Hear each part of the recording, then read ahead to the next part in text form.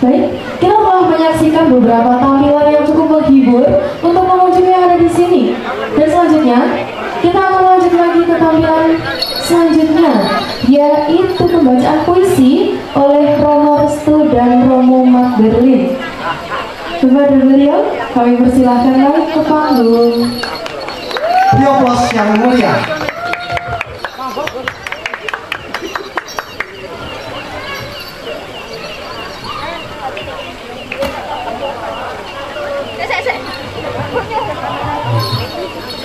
Terima kasih. Assalamualaikum warahmatullahi wabarakatuh. Ini tadi kita Mas Dini untuk ikut memeriahkan sama begitu penyakit yang mana pada sebuah hari ini kebangkitan peradaban yang dialami dari puncak peradaban di atas zaman sekarang. Jadi dari sekolah bermisi dengan judul Jagat dalam Kebingungan. Jagat dalam kebingungan. Air meluap banjir, angin berhembus badai, tanah merekam gempa, api membara membakar gambut, ilalang dan belantara. Panas menyengat, matahari itu seakan sepenggal. Bumi menjadi bergetar untuk menggoyang sungai dan mata air. Kekeringan telah melanda ladang sawah, lereng bukit, dan kampung-kampung menjadi gersang. Manusia bergerak seakan dalam penggilingan berputar-putar, sikut sana, sikut situ. Bingung bertuhan siang hari, mengeluh sore hari karena tidak tercapai hasrat sehari itu. Menghujat dan bertuhan lagi, tapi lupa akan mengingat hidup, berubah Tuhan sejati bagi alam semesta dan pengendali zaman. Ini pertanda tanpa kata, hanya nurani dan jiwa yang menjawabnya. Waktu penanda zaman sudah di ujung senja. Nyanyian tak merdu hanya bersolek meraih.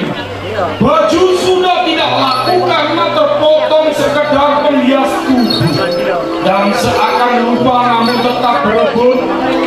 Ternyata tahu pakaian, baju atau tidak berbaju dianggap sama saja. Tanpa harapan, walau ada keinginan, peradaban terhilang. Semua bersolek pada satu ruang, hanya melihat gadgetnya saja. Zaman di ujung senja, bagi roda pedati berputar hanya di tempat. Senja pun menjadi gelap, hanya lampu tiada terang walau benderang dan menuju saatnya. Yang digelar di hadapanmu berubah kitab, berubah cerita tentang dunia, tentang kamu dan aku, tentang kamu dan Gusti. Pandanglah, air mengalir, angin sewilir, api menyala, tanah mereka. Pandanglah, kekeringan telah melanda dan semua hanya penanda. Semua itu berupa sastra jendera jika kamu bisa memahaminya, bunyi di balik sandi yang ada di balik hati. Terima kasih.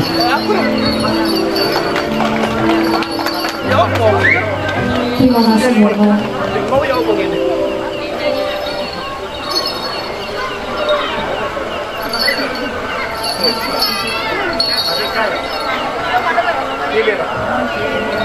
Kita break dulu selain menunggu pasang selesai.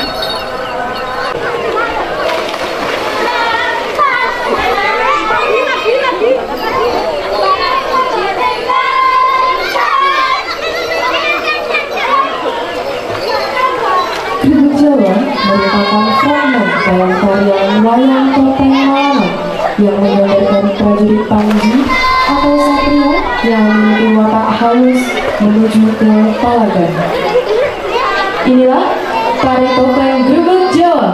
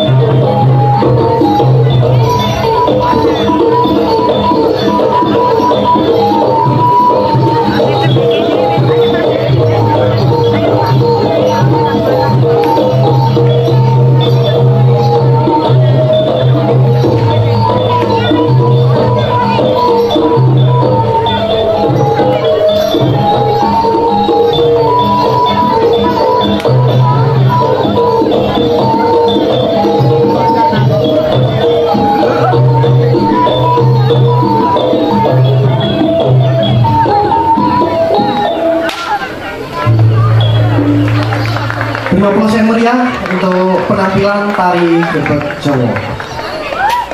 Mohon izin menyampaikan bahwa kami dari UM ini tidak hanya berasal dari Jawa Timur, tapi ada juga yang dari Bima, dari Nusa Tenggara, dan ada dari kabupaten lain seperti Lumajang dan Probolinggo. Kembali lagi kami sampaikan terima kasih kepada sponsorship diantaranya Malang Struggle, Senja Flavor, OMG Kosmetik, Bangku Kukus Malang, dan juga atas kerjasamanya bersama Spekta Organizer Pendidikan Seni Tari dan Musik Universitas Negeri Malang. Pada kesempatan selanjutnya akan kami persilahkan kepada Bapak Pembicara, Bapak Dwi Cahyono bersama dengan Ibu Indah untuk memandu acara sesi tarian bersama. Waktu dan tempat kami persilahkan.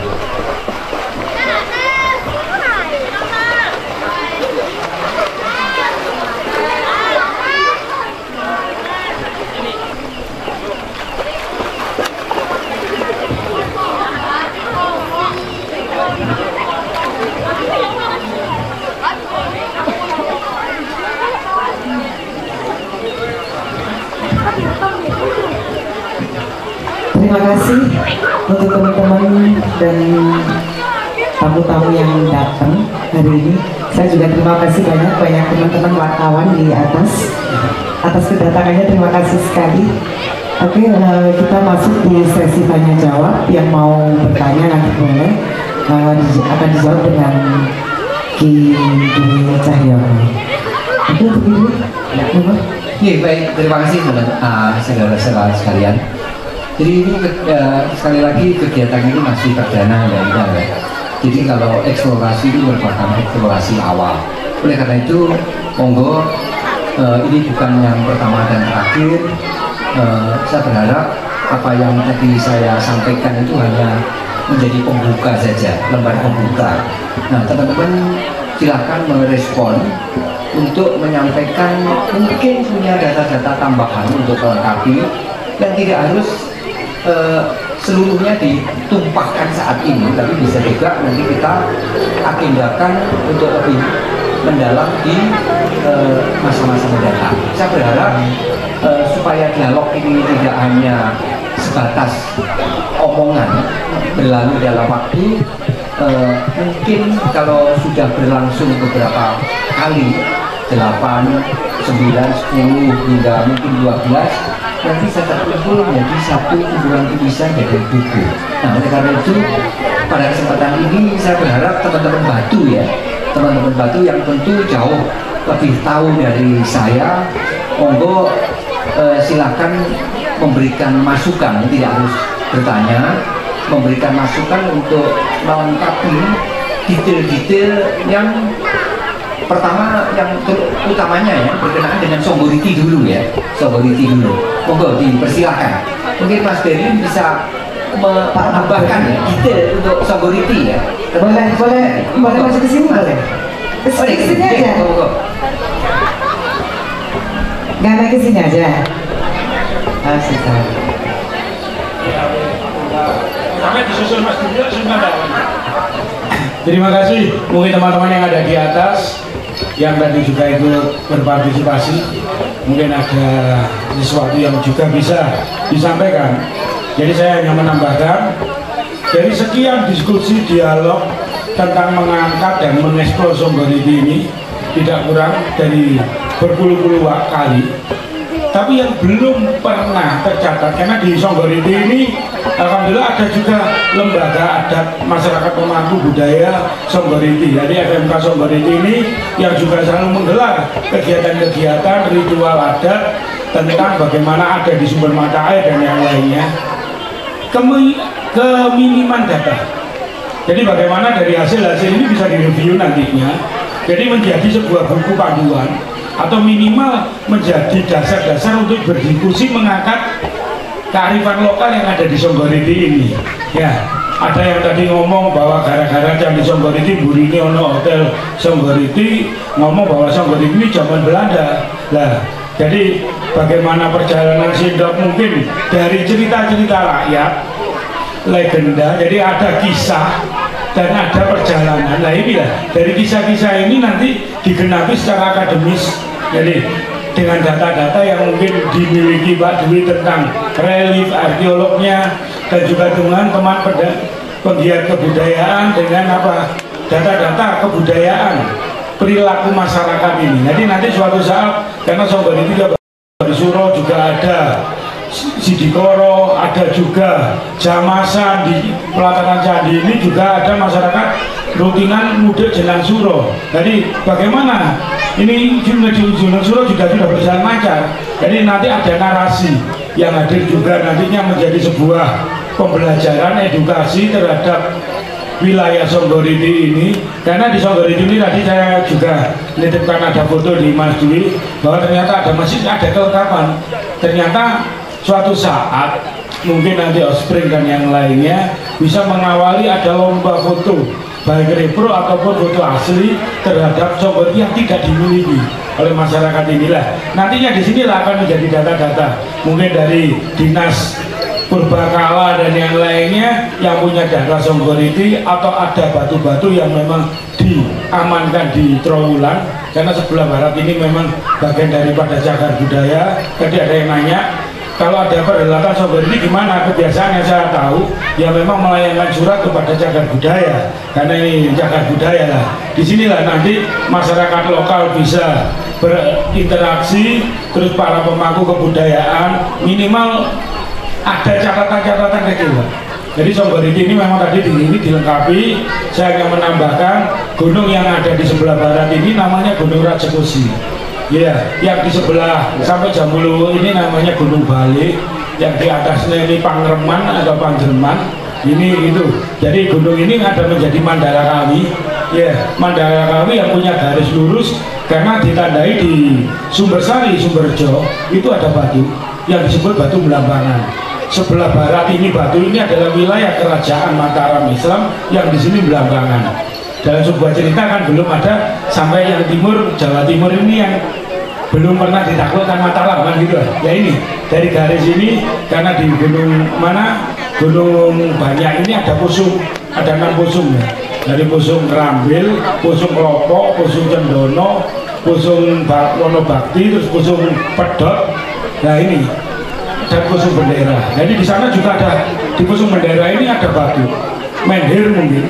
Jadi menhir ataupun batu tapal batas antara batu dan pujon, yang mana dulu di sana adalah daerah Republik di zaman Belanda, itu status quo. Nah di sini ini daerah wilayah Belanda.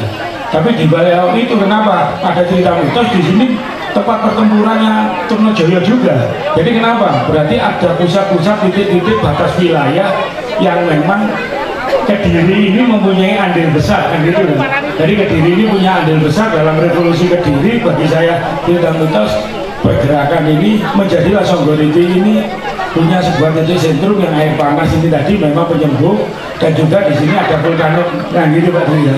Ya inilah kita tambahkan bahwa tidak serta-merta adanya ini dan itu. Berarti di sini peradaban Songgoriti, peradaban candi dan yang lainnya mungkin ada dari Watak Waharu dan Mananjung yang menyebutkan daerah Sima.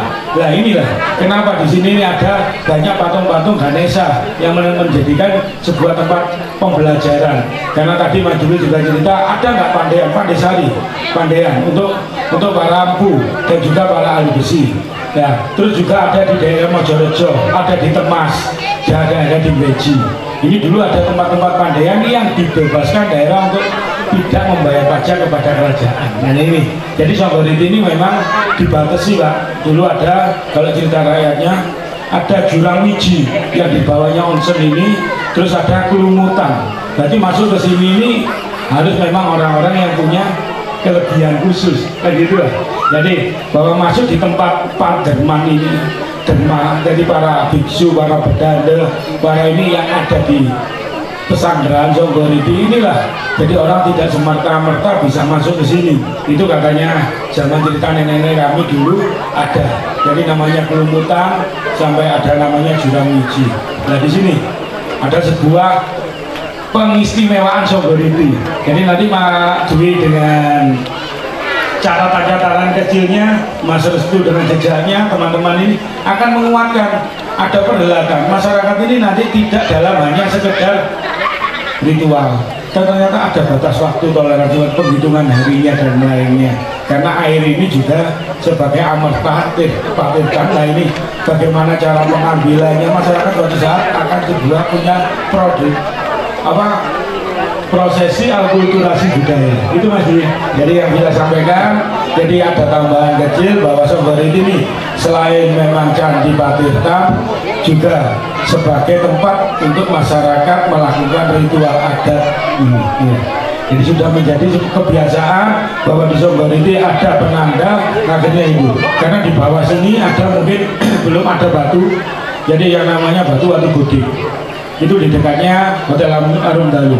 Watu Godik ini sebagai cikal bakal, tapi juga dulunya ada batu mendir yang mungkin ketutup tanah, jadi ada batu mendir yang menjadi pusat ritualnya masyarakat Dukuh sebelah Dukuh Tangguh. Nah ini saya dapat cerita dari masyarakat ini, pemangku adat di sini yang sering kita dampingi bersama-sama untuk kegiatan ritual adat.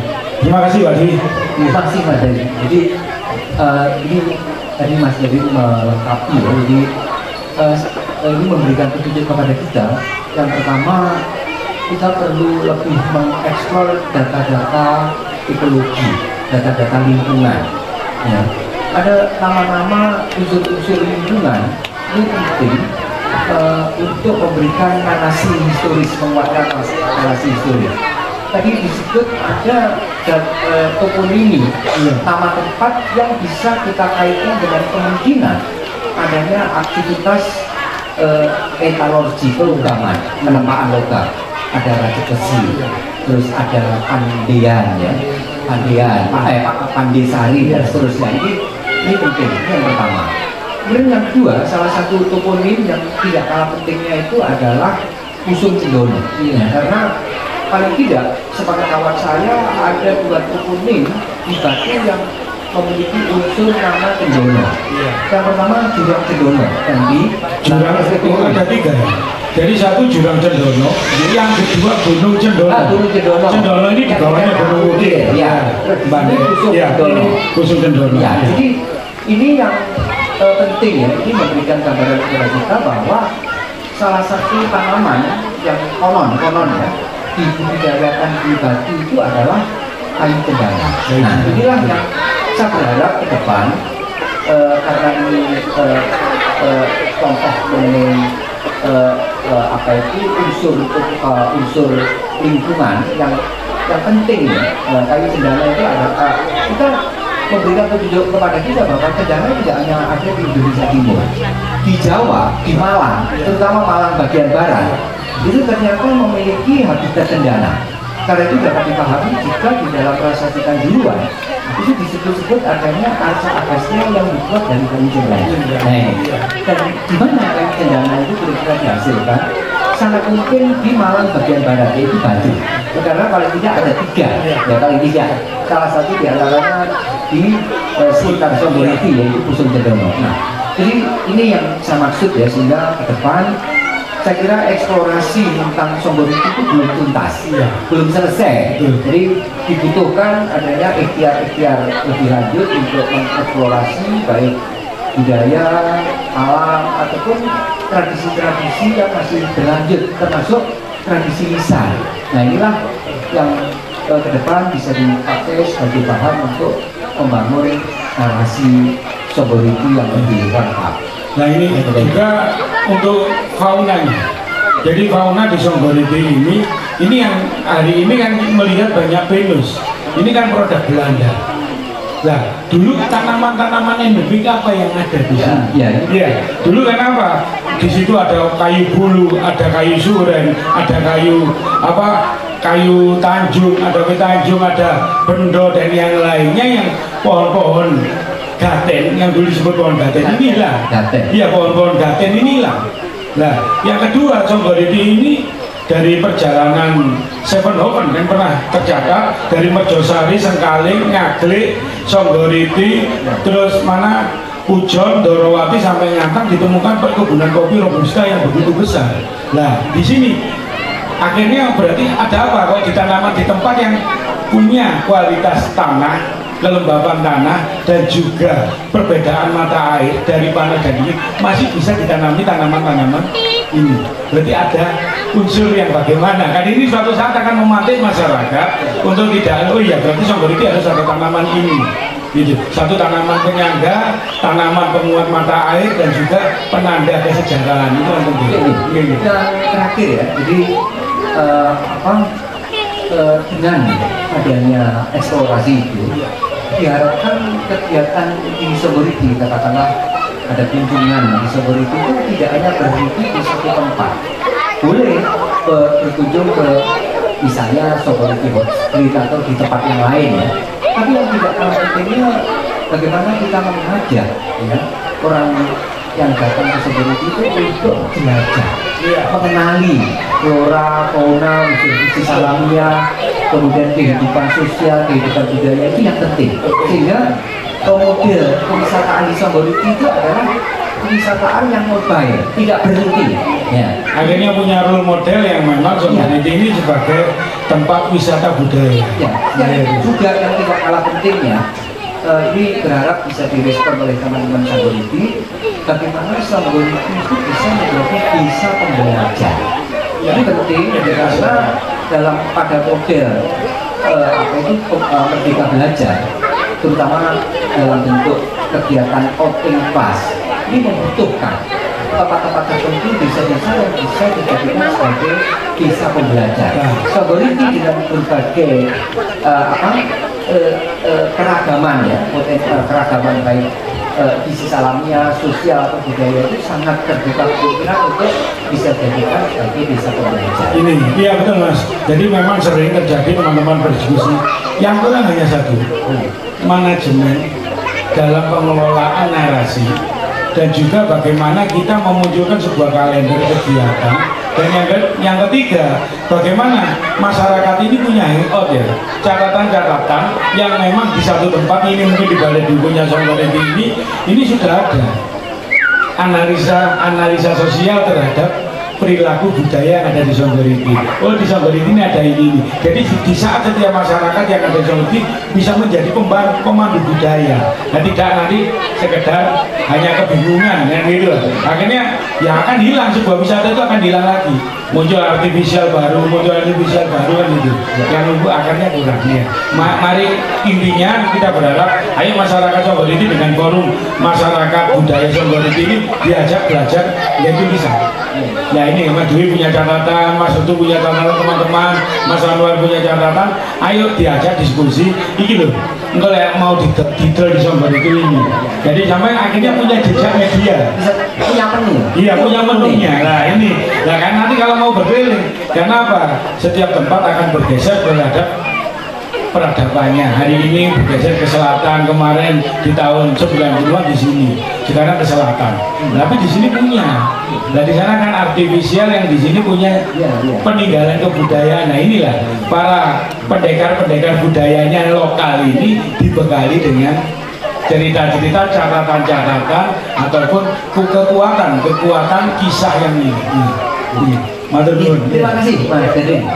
Ya, baik. Mungkin ada tambahan yang lain. Mungkin ada tambahan yang lain? Pak Restu mungkin? Atau Mas Andra? Mas Anwar? Mas Restu monggo. Monggo.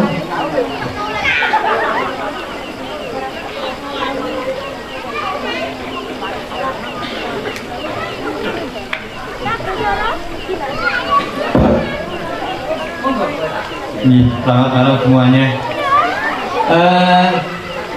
Yang cukup mengherankan Mas Dwi, candi ini memang tidak punya sketsa ya, ketika di candi lain.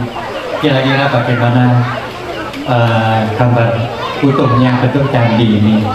Padahal menurut catatan sudah 4 kali ekskavasi dan pemugaran pada waktu zaman Hindia Belanda tahun 1849 pertama, terus tahun 1863, terus tahun 1902, yang terakhir itu malah agak lama, tahun 1902 sampai 19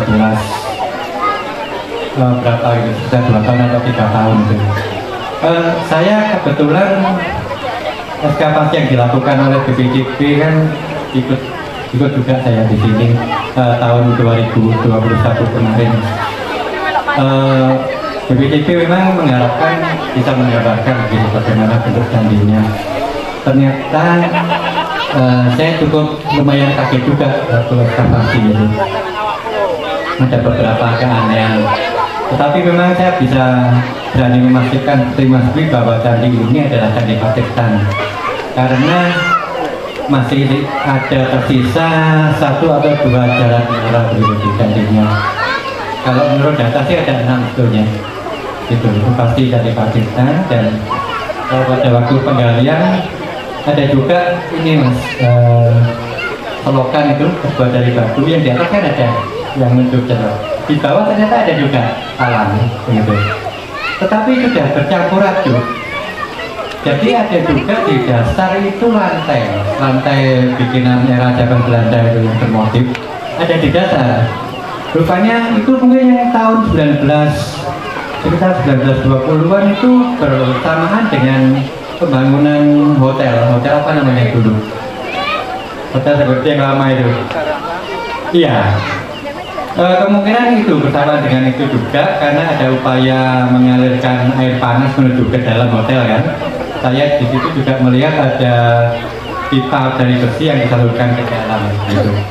Nah itu rupanya dulu yang Patirtan yang dasarnya alami itu ditutupi dengan keramik lantai Belanda, cukup mengagetkan juga. Jadi boleh dibilang kapitan lah sudah kondisi Candi Songgoriti ini. Dan saya lihat juga ada banyak penguat juga, ada klub-klub di bawah batu candi itu, ada struktur tambahan. Cuma saya waktu itu nggak lupa ya, pada waktu itu sebab karena ada bata merah juga di bawah fondasi, itu cukup aneh. Ya ini yang saya belum sempat mengamati apakah itu batu baru atau batu zaman Belanda atau batu zaman kuno gitu. Artinya cukup menjadi PR yang sangat berat juga untuk merestorasi candi ini bagaimana mestinya. Bukannya begitu, karena tadi juga ada informasi yang sangat penting dari Mas Rifai, dari foto yang tadi itu memang saya belum pernah lihat di mana itu. Mungkin bisa nanti kalau ada upaya dari pihak yang berwenang, BPK ya, untuk yang sekarang BPJB bisa berbeda juga kalau mungkin ada upaya pemugaran dan renovasi kembali. Kira-kira tambahannya begitu Mas Dwi untuk kondisi ini. Terima kasih Mas Dwi. Jadi walaupun sudah beberapa ikhtiar ya, jadi kalau kita hitung dari masa Hindia Belanda, jadi beberapa kali kegiatan restorasi terhadap Candi Songgoriti itu dimulai. Bahkan boleh dibilang restorasi yang awal ya Songgoriti, karena tahun 800-an pertengahan katakan itu sampai ke arah 800 akhir, kemudian masuk tahun 1900 itu sudah kan tidak di era pra kemerdekaan 4 kali ya. Nah kemudian setelah kemerdekaan kegiatan-kegiatan tidak restorasi tapi ekskavasi, tapi itu juga masih boleh dibilang awal ya kemarin yang dilakukan oleh teman-teman dari BPJB ya, BPJB. Oleh karena itu saya kira begini Mas, teman-teman yang dari Batu ya, kita dorong Batu ya, pemerintah daerah Batu itu untuk lebih menaruh perhatian, jadi fokus ya, karena mohon maaf Batu itu merupakan daerah yang tidak begitu banyak punya tinggalan arkeologis yang masih relatif bisa dilihat ya. Jadi yang relatif bentuknya itu tertampakkan itu yang pertama adalah Candi Songgoriti. Nah kemudian baru muncul belakangan itu pendem gitu ya.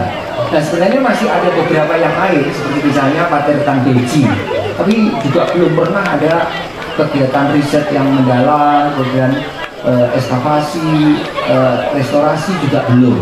Ada jeding, tapi juga sudah mengalami kerusakan dan seterusnya. Oleh karena itu, mengingat bahwa yang bentuknya relatif bisa tertampakkan itu adalah dari sovereignty, ini yang saya kira ke depan perlu menjadi fokus dari pemerintah daerah Batu, sehingga Batu itu punya khasanah tinggalan monumental, gitu ya, arsitektural monumental, yaitu Candi Patirkan Sovereignty, sehingga kegiatan-kegiatan ekskavasi termasuk ekskavasi yang agak total ya, karena kita belum tahu apakah Patirkan itu berkeliling atau hanya di dua sisi utara dan sisi timur. Bagaimana dengan di sisi barat dan di sisi selatan, itu kan belum dieksplor. Nah, kemudian yang disampaikan Mas Restu, ada kemungkinan memang ketika dilakukan pemugaran itu memang candi ini perlu diperkuat ya, karena kalau kita lihat kerelengannya ke timur itu agak terjal, sehingga kalau tidak diperkuat di fondasinya, kalau sekarang cakar ayam ya, itu bisa ambrol ke arah timur ya. Jadi pertama itu juga sebagai bagian dari untuk memperkuat posisi candi ketika restorasi, dan yang kedua ternyata ada kemungkinan eksplorasi sumber air panas ini sudah sejak era Hindia Belanda. Jadi karena hotelnya itu memang menamakan dirinya sebagai hotel air panas ya. Jadi bad place jadi hotel pemandian itu ya, dan pemandiannya itu pakai air panas. Nah ini jadi sekali lagi bahwa eksplorasi sovereignty itu belum selesai, eksplorasi arkeologisnya juga belum selesai, eksplorasi ekologisnya juga belum selesai, eksplorasi sosial kultural yang tradisinya juga belum selesai. Jadi masih banyak yang perlu dilakukan, dan itu mesti harus berbarengan, nggak bisa sendirian. Jadi warga Songgoriki membuka diri untuk bermitra dengan teman-teman di luar Songgoriki, berbagai keahlian, termasuk tadi saya katakan ya perlu ya kita undang geolog gitu, untuk datang di sini. Apakah ada mineral-mineral kelogaman yang ada di Songgoriki sebagaimana namanya, dan seterusnya. Ini adalah bagian-bagian yang penting ya. Jadi artinya bahwa kita mulai dulu lah dari eksplorasi. Nah setelah kita mengeksplorasi relatif mendalam ya, kita mendapat data cukup. Nah kita membuat menyusun formulasi untuk penanganan ya. Nah eksplorasi adalah yang pertama. Setelah itu baru kita pikirkan bagaimana penanganan dan pemanfaatannya. Nah seperti ini agak melompat, eksplorasinya belum tuntas, konservasinya juga belum tuntas, jadi lebih keburu untuk fungsionalisasi pemanfaatan. Nah ini ya jadi moga-moga kegiatan ini bisa menjadi picu menurut saya ya, memicu untuk ikhtiar-ikhtiar selanjutnya. Dan ada lagi Mas Dwi yang permasalahan belum selesai belumnya, yaitu status. Iya, status Candi Songgoriki ini kan milik kabupaten ya.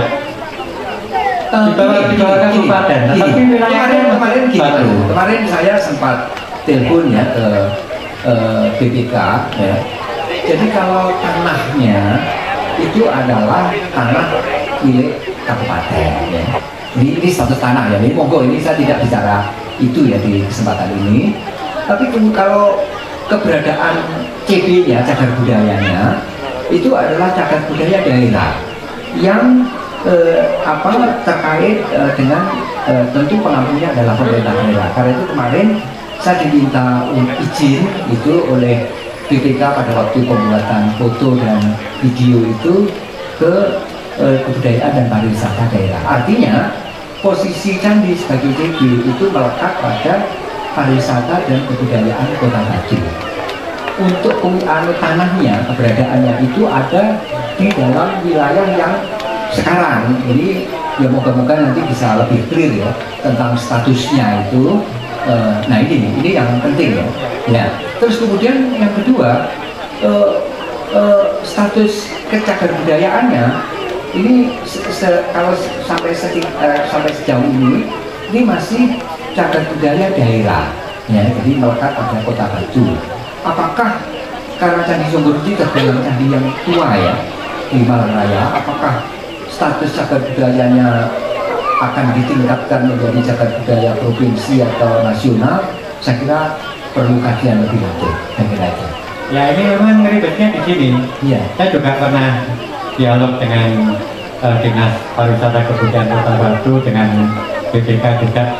Ribetnya di sini memang karena koyok cerita ini loh Mas Dibali. Iya. Sumbernya lain Batu, tapi dialihkan nih alam. Ini kan ribet mengenai aturan-aturannya, perolahannya. Ini posisi tadi ini juga begitu yang terjadi seperti administrasi gitu. Iya. Nah, saya juga pernah dialog kemarin apa ya Mas Anwar yang kita ketemu di apa itu untuk pariwisata sustainable itu. Saya juga pernah memutar, ayolah bareng-bareng kita coba. Paling tidak mengenai status ini. Kalau status ini bisa kita tingkatkan ke status kan ada 3 ya, nasional, provinsi, dan daerah. Nah kalau ini bisa kita tingkatkan menjadi provinsi, ini akan lebih enak. Ini sebenarnya menurut undang-undang bisa dua wilayah yang saling. Iya. Apa istilahnya ini rebutan, ini bisa diambil alih oleh provinsi. Kasusnya seperti Badut ya, Mas. Badut itu semua kabupaten. Ya. Tapi karena posisinya di demarkasi kota dan kabupaten, maka statusnya ditingkatkan menjadi cagar budaya provinsi. Karena emang lah, kabupaten itu dua akeh lah tadi. Batu ini loh. Nah, kalau ini kita selarakan dari masyarakat tempat, juga kita berupaya dengan BPK untuk seperti itu. Moga-moga bisa gitu loh, karena agar lebih lestari dan terawat gitu dan sebagainya. Ya, ya, saya kira gitu. Terima kasih atas masukan-masukannya ya, Mbak Indah ya. Ini nanti diharapkan menjadi masukan-masukan untuk kegiatan selanjutnya. Terima kasih. Dwi mungkin mau nambah sedikit aja, masih dikasih waktu 5 menit lagi. Sedikit aja ya sebagai closing ya. Jadi yang saya maksud sovereignty bangkit itu ya. Jadi bukan berarti bahwa sovereignty tidak pernah bangkit, pernah gitu ya. Tapi kan ya dinamik ya, fluktuatif, sempat di atas, sempat mengalami degradasi, di kulminasi degradasi, ini hal yang biasa. Nah oleh karena itu ke depan mengingat bahwa sovereignty itu punya khasanah, punya kekayaan, punya potensi yang beragam, tidak hanya natural potensinya, tapi juga ada kultural. Maka marilah pertama kekayaan ekokultural, ekologi dan budaya, termasuk sosialnya itu kita eksplorasi.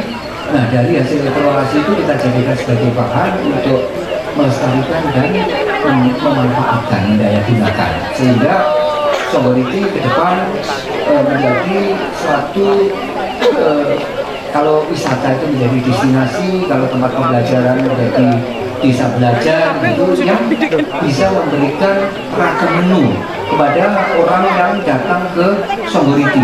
Bukan menu tunggal, menunya bukan hanya villa, tapi juga ada menu-menu yang lain, menu sosial, menu kultural, menu budaya yang ini bisa memberikan kemanfaatan baik bagi warga sovereignty ataupun warga lain yang hadir yang datang ke sovereignty. Itu pengharapan kami ke depan. Terima kasih Bapak. Untuk acara ini semoga ya di tanggal ini apa sebuah kebetulan Pak Dwi saya di tanggal 18 Mei. Apa ini suatu kebetulan angka dari belakang seperti berdirinya Budi Utomo di tahun 1908 ya. Lalu Sumpah Pemuda di tahun 1928. Habis itu kebangkitan nasional di 1948. Akhir angka 8 seperti tanggal saat ini, tanggal 18. Apa ini akan ada kebangkitan ulang Pak Wijaya? Ya, jadi ada yang menyebut sejarah berulang gitu ya. Jadi ada circle ya, ada lingkaran yang berputar gitu ya. Nah, kebetulan juga angka-angka 8 ini menjadi semacam angka magis gitu ya untuk Indonesia. Ada momentum-momentum yang berhubungan dengan 8. Kalau tidak di tanggalnya, ya di bulannya, ada di tahunnya. yang paling akhir yang 8 itu ya 98 reformasi. Apakah nanti 2028 ada sesuatu? Ya, kita tidak tahu ya. Nah, jadi memang ini yang memang ada angka-angka yang kemudian di Indonesia itu 8 memang menjadi salah satu angka yang membawa sesuatu ya, termasuk 28 yang merupakan tanggal kelahiran saya. Keren ini. Sama Pak. Terima kasih untuk teman-teman dan tamu-tamu yang sudah datang. Moga-moga apa yang kami sampaikan, bukan saya saja, tapi masuk semua, Mas Derli, Mas Rizky dan sebagainya itu memberikan kefaedahan. Terima kasih. Untuk Mbak MC sama Mas MC-nya.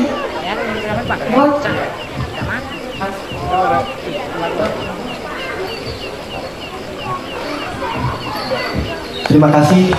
Kita beri aplaus yang meriah untuk para pemateri dan ibu moderator yang telah menyampaikan materi yang luar biasa terkait kebangkitan Songgoriti.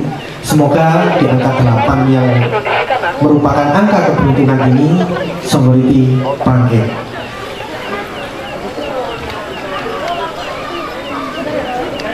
Kembali lagi kami ucapkan terima kasih kepada pihak sponsorship, di antaranya Malang Strade, Senja Flavor, OMG Kosmetik, Bakpao Bungkus Malang, dan bekerjasama dengan Spekta Organizer Pendidikan Seni Tari dan Musik Universitas Negeri Malang.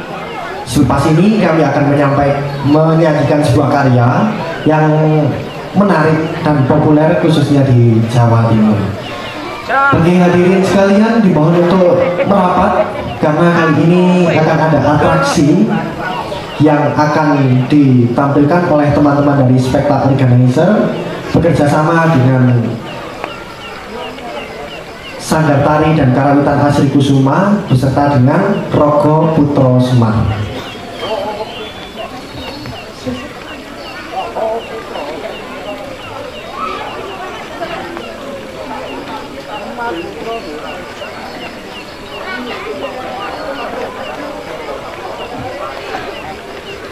Selanjutnya akan kita saksikan bersama-sama tampilan tari jaranan Senterewe bersama dengan Rogo Putro Semar, Spekta Organizer Pendidikan Seni Tari dan Musik Universitas Negeri Malang. Selamat menyaksikan.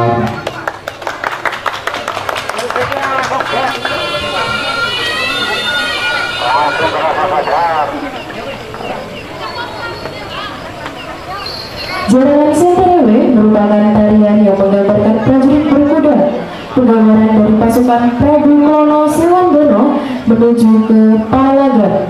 Inilah tari jaranan Senterewe dari Rogo Putro Semar. Selamat menyaksikan.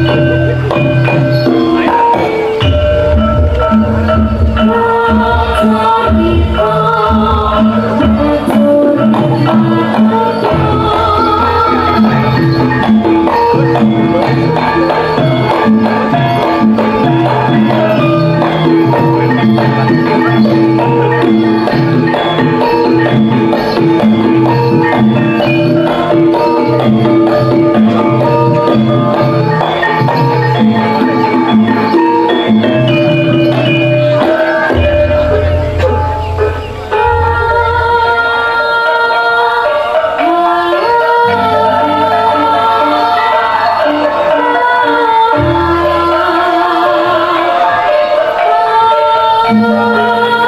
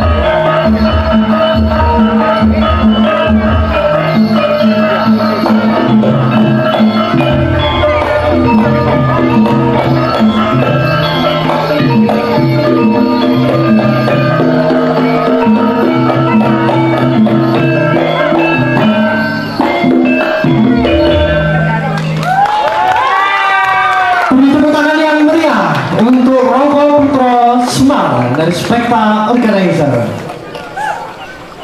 Pendidikan Seni Tari dan Musik Universitas Negeri Malang.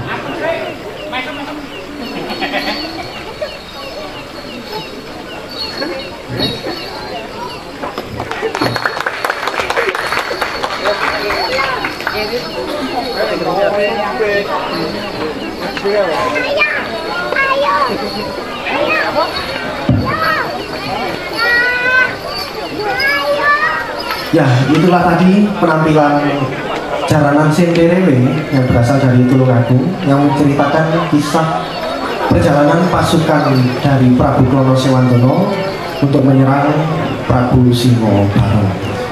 Itu sing dalang di sini. Pada malam hari ini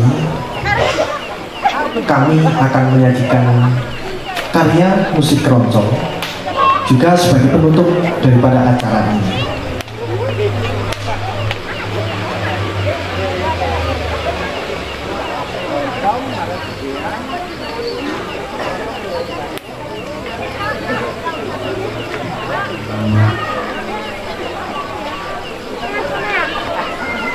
Untuk acara akhir ini kami akan menyajikan karya musik keroncong dengan diampu oleh teman-teman dari Spekta Organizer, lalu dilanjutkan oleh musik DJ. Baik, tiba di penghujung acara, kami selaku Master of Ceremony pada acara kali ini pamit undur diri. Kami mohon maaf sebesar-besarnya atas kesalahan kata atau penyebutan nama. Demikian, dalam laksana. Kurang lebihnya mohon maaf. Kami akhiri. Wassalamualaikum warahmatullahi wabarakatuh.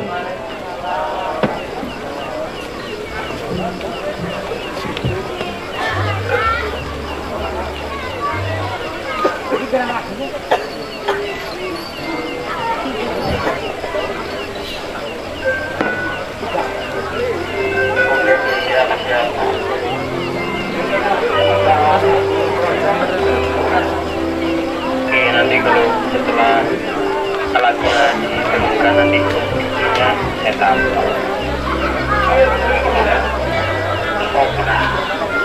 ya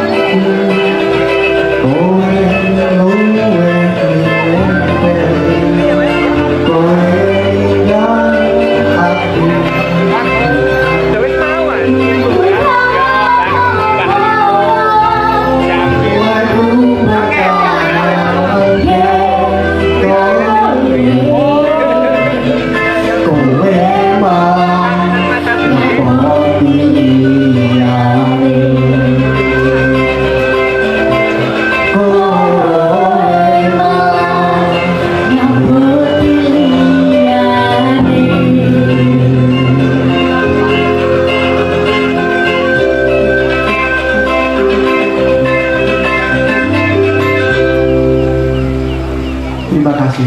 Ini tadi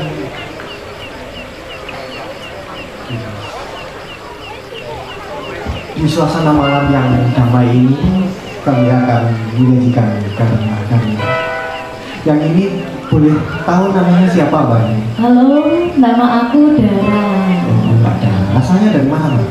Dari Probolinggo. Oh, dari Probolinggo. Ada yang dari Probolinggo di sini? Oh, iya. Kota Dewi. Kota Dewi. Oh. Iya, Duro. Duro. Remah kabarnya. Remah.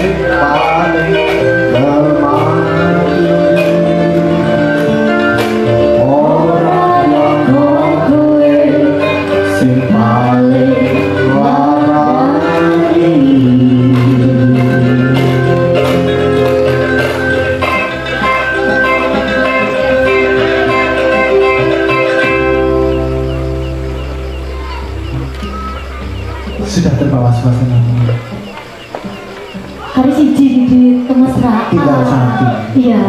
Mari dimas nemen. Saking nemen akhirnya kangen dengan kemesraan.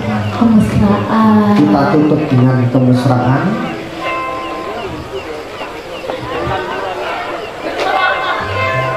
Kita beri suasana di malam ini dengan sebuah kemesraan.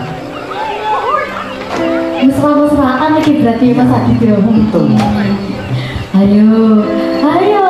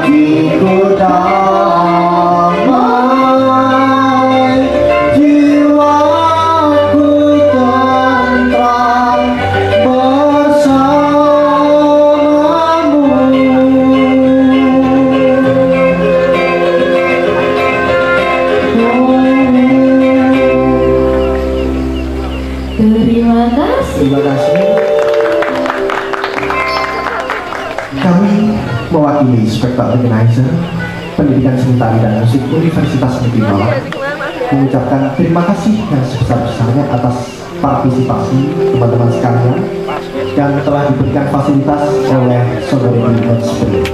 Semoga kerjasama ini dapat berjalan di tahun-tahun berikutnya.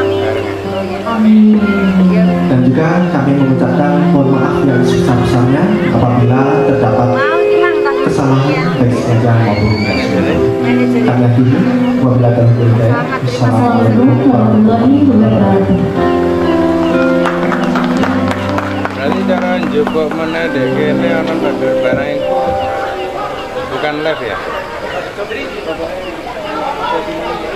Jangan ini enggak tahu nek sing dek kono mungkin bisa lancar. Omane ya, boleh sing wapi. Aku bingung wapi. Aku menunggu dengar juga. Foto sama namanya.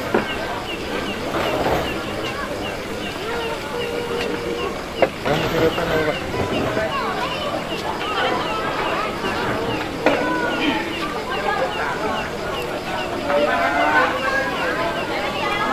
Bon berarti dipateni kameranya. Sing jaluk opo tuh? Stop. Stop merahnya. Terus